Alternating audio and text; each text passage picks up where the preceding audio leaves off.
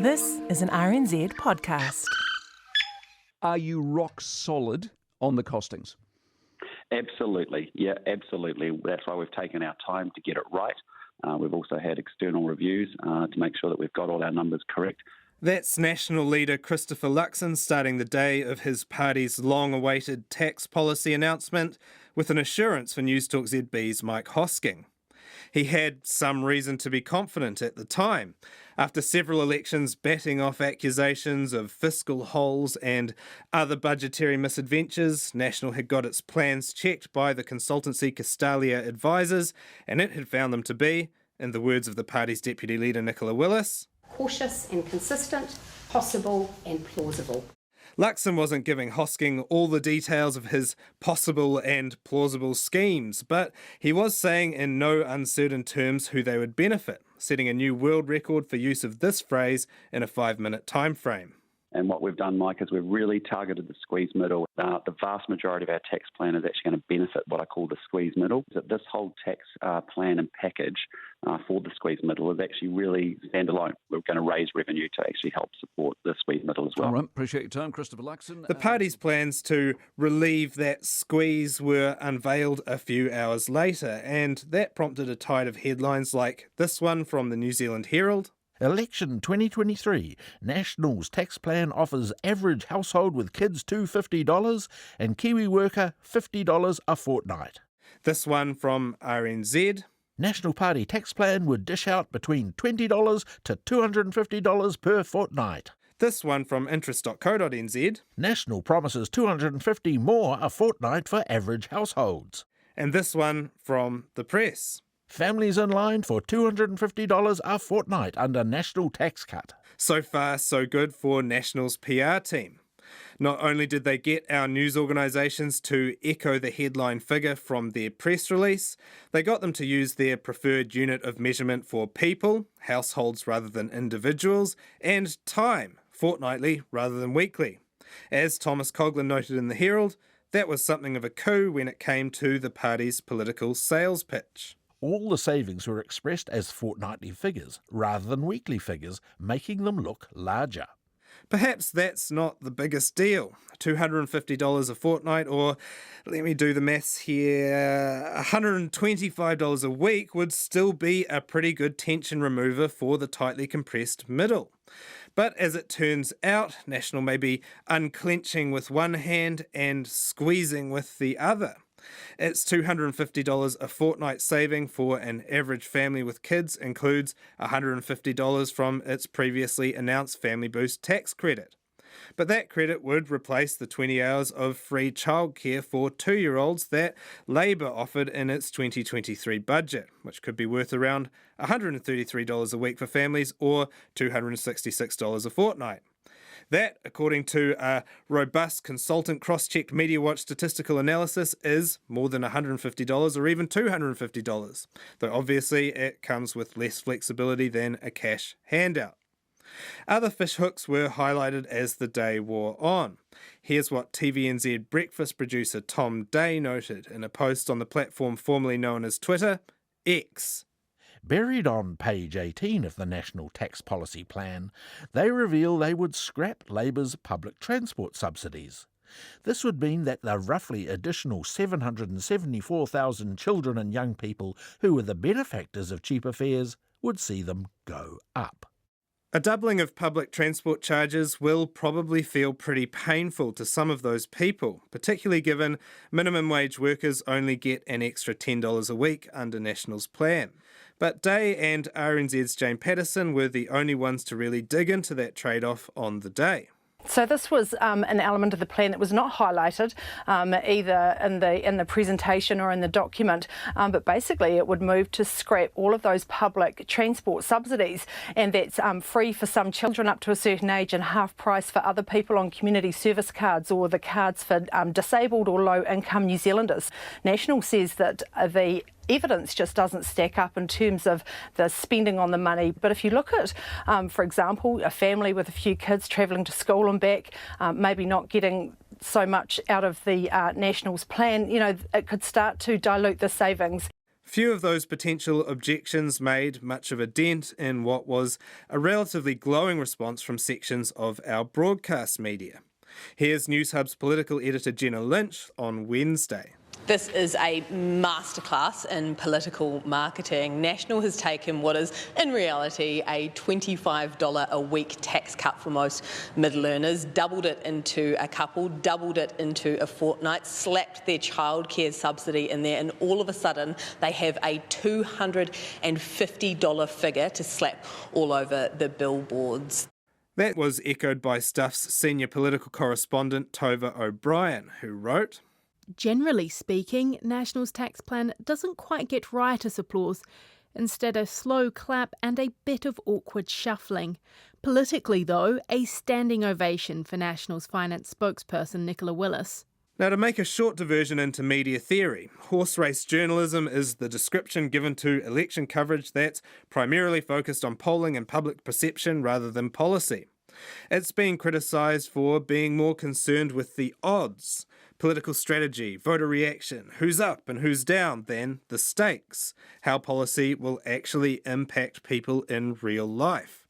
On a related note, here's how TVNZ's political editor Jessica Much-Mackay assessed Labour's plan to take GST off fresh fruit and veggies. Politically, removing GST makes sense. It's an easy sell and will make a difference when low to middle income New Zealanders are at the supermarket. However, several experts, the Tax Working Group and Finance Minister Grant Robertson, aren't keen on the idea, as it puts holes in our very simple goods and services tax. But that doesn't stop it being a good political move. Here's her take on National's tax plan. This was National's big bang policy announcement, and it's a good political move. And here's more from News Hub's Jenna Lynch on that same policy. And $20 just isn't enough to buy a vote in this economy. All of the focus groups say so, but $250, that is massive money. Genius. This would be incisive analysis coming from marketing experts. But a journalist's job is arguably to delve more into that $20 truth behind the $250 spin, rather than tell us how a policy will look on a billboard or postulate about how it will be perceived by voters, particularly given media coverage plays a big part in those voters' perceptions. Other reporters did more of that delving, including Lynch's colleague Amelia Wade, who looked at potential complications in National's proposal to get rid of Labour's ban on foreign home buyers. Over at Checkpoint, Lisa Owen grilled Willis on whether her plans do enough for low-income workers compared to, say, high-ranking National Party politicians making $206,000 a year. Are you the squeezed middle? Because you're going to get $80 a fortnight at your place, aren't you? This package is not about me. I am very pleased. No, but that's what you get, though, isn't it? So are you the squeezed middle? That is what I get. That is what I get. And can I tell you, I get less from this package than a median income earner or an average income household. As the week wore on, business journalists and economic analysts also looked at some of National's Castalia-checked numbers and found them wanting. At the Herald, business editor-at-large Liam Dan said the party had made heroic assumptions when it came to projected revenue from a tax on foreign home buyers and online gambling providers. That was echoed by his colleague Thomas Coughlin and tax consultant Terry Boucher on RNZ's Morning Report. They're going to get $176 million a year to start with.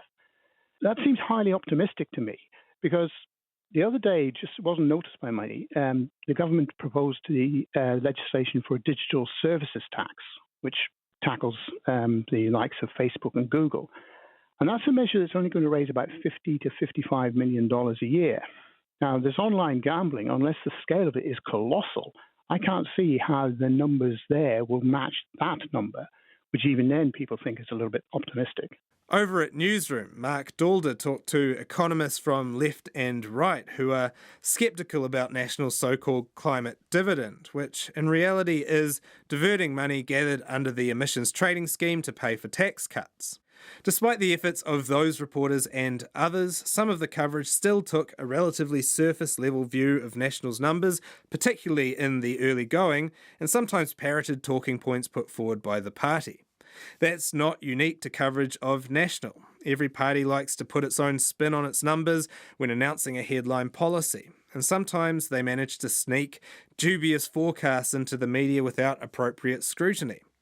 One journalist trying to get more detail on our politicians' fiscal plans and cast a sceptical eye over their projections is interest.co.nz's politics and economics reporter Daniel Brunskill. I asked him whether journalists can sometimes get hoodwinked by spin when it comes to financial plans, and if we need more rigour when it comes to making sure politicians' promises stack up. Kia ora, Daniel, and welcome to Mediawatch. Thanks for having me on the show. Long-time listener, first-time caller.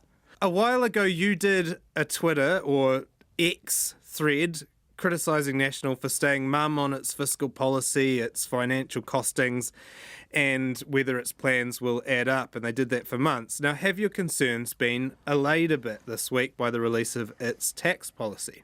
Well, yes and no. There are two separate things. There is the tax policy and there is their fiscal plan, which is just long-term. How much is the government going to spend? How much debt is it going to use? How much is it going to save? That's like pretty important stuff, but they have not yet said anything about that whatsoever. But they have announced a tax plan. They've at least made a good attempt at funding and costing it.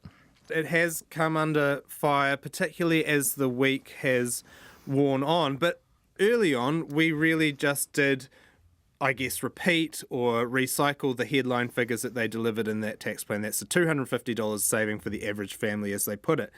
Was that the right move as the media? It's tricky, right? Because you have to put something out immediately and people want to read it immediately. On interest, we actually just ran their press statement at first. And then followed up, 2 hours later with a piece of analysis that delved into more of the details.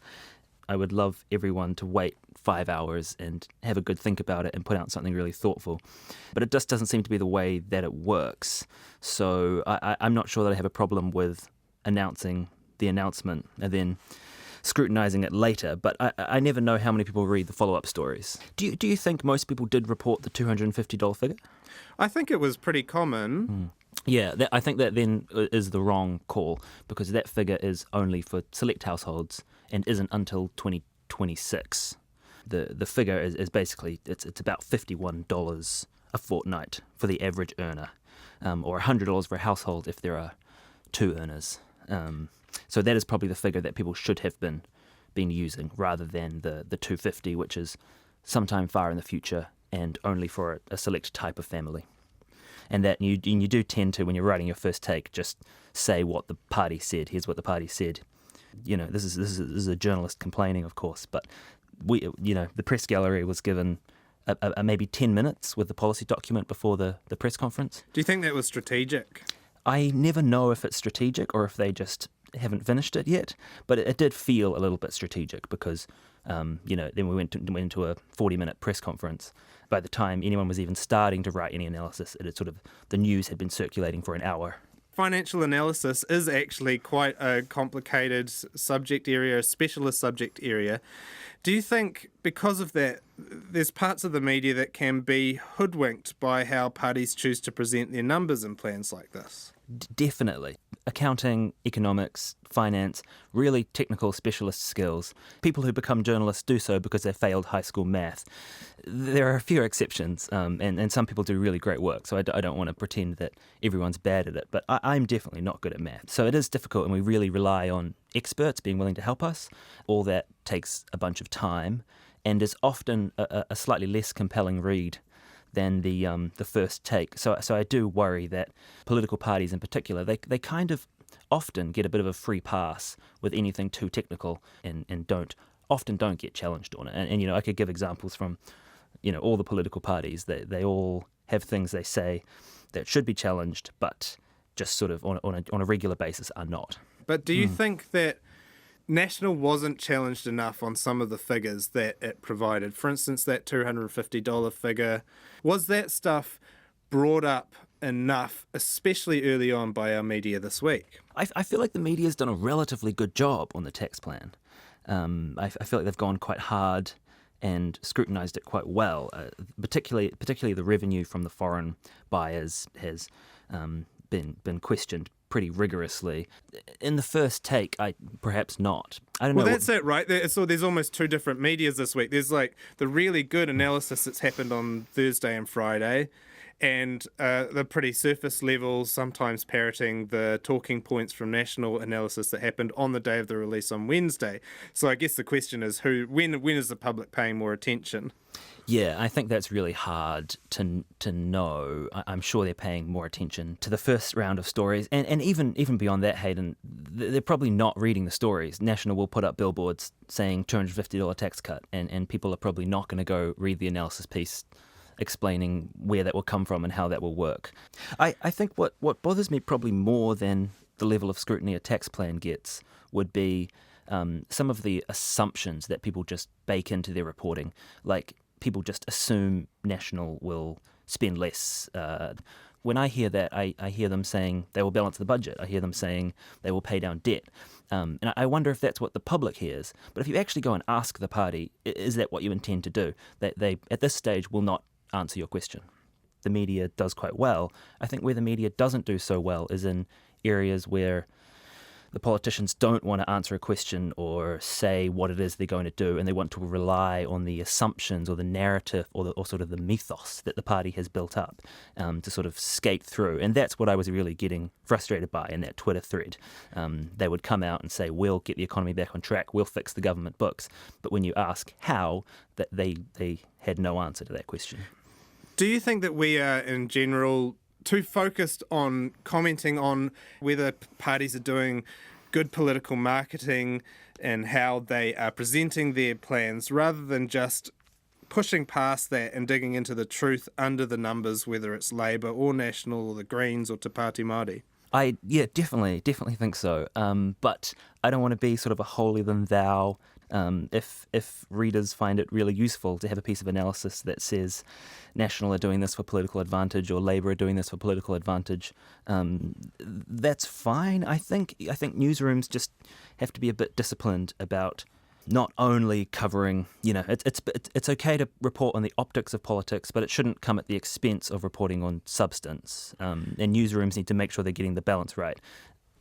And it's almost, if you're going to talk about the optics, you should really talk about how a party might be cynically trying to shape the narrative. You're meant to be cutting through the narrative, and that could go for Labour on fruit and veggies, where you also had a lot of commentary saying, really terrible policy, all the economists hate it, but good politics. Is that useful analysis? And shouldn't we just be saying, this is actually a poor policy? I think in GST, it's probably is a good example of a good time to write that piece, because it explains, when you've written 3 pieces of tax experts saying this is a bad idea, it kind of explains to the reader why they're doing it. You often see the first reaction piece to a policy or to an announcement or to something political is, how will this play with the voters? What will this do in the polls? What does this mean for the election race? And that's completely the wrong conversation. Putting the cart before the horse, if you like. The politician should make the announcement, the journalist should write about what it means and how it will impact people, and then it should have a political effect, good or bad, and then you should write about the political effect that it has or hasn't had. I don't love when there is an announcement, there is analysis about the political impact it will have, and then the public receive it. It does seem very funny to me to have a political party announce a policy and then to write a piece that says, you, the voters, will like this. Yes. But is there an extent to which some of these projections, these costings, and they're kind of just made up in general, no matter who's putting them forward? Definitely. We get quite obsessed with this. Have you priced it right? Is there a fiscal hole? Are your estimates correct? These aren't prices on a shelf that you can just go and you can't go and buy a harbour crossing from a shop and it has a price tag on it. These are all just estimates. So when you're proposing a new policy and you've costed it, we shouldn't be too sacred about those costings. We should understand they're just a forecast, an estimate, and they're not sort of a sticker price. Parties are basically incentivised to do what's been called this week heroic costings, right? If we don't put enough scrutiny on them and say that they are really kind of pulled out of the ether and may not be accurate. Yeah, definitely. But it makes it a little bit harder to cover, because you have to make a value judgment about, is this assumption reasonable? And if it is unreasonable, is it material or is it not? For example, if someone says a bridge is going to cost $10 billion and it ends up costing 11, to me that isn't a big deal. That's just sort of as a rough figure to say whether it's worth doing. I think in something like National's foreign buyers ban, there's a real question as to whether they'll get anywhere close to the number that they are proposing, and that sort of seems material. One of the reasons people are scrutinising this so strictly is because National promised that the tax plan would be fully funded. Every single dollar would be accounted for. And now that they've released it, it's looking like that's definitely not exactly true or completely true. Some of it is doubtful, at very least. Do you think a lot of these problems would be solved by an idea that's been thrown around by both Labour and National, crucially at different times? They've never agreed on it at the same time. An independent costings unit for policy. I think the biggest winners from that would probably be journalists. Brilliant for us to have, proper, trustworthy, independent.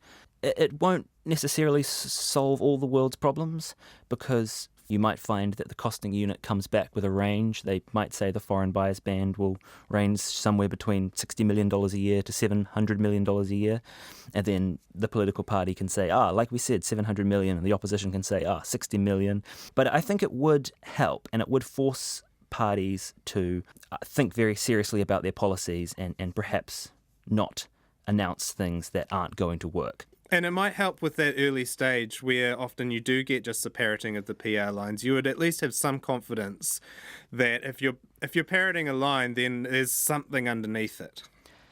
I don't think so, because there'd still be PR. It'd still be PR. It's actually fascinating. I usually go and listen to Question Time in the House, and at the moment, a daily interaction between Nicola Willis and Grant Robinson is they read out lines from the Economist's daily newsletters, the bank economists, and they will literally just, I will read the whole note before going in, and then they will cherry pick the bits that they want. And if you just listen to Grant Robinson, you would think that these newsletters were just complimenting the New Zealand economy 24/7. And if you listen to Nicola Willis, you'd think they were criticising the New Zealand economy 24/7. The reality is that they do both, but you can just take whichever lines you want from a report.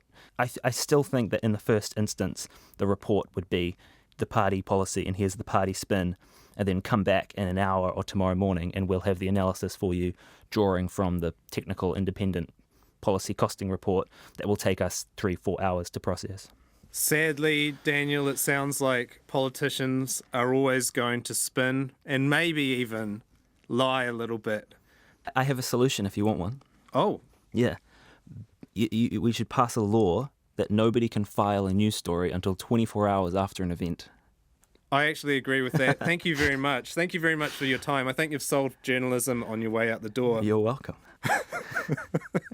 That was Dan Brunskill, political reporter in the Parliamentary Press Gallery for the business and finance news website interest.co.nz, talking there to Mediawatch's Hayden Donnell.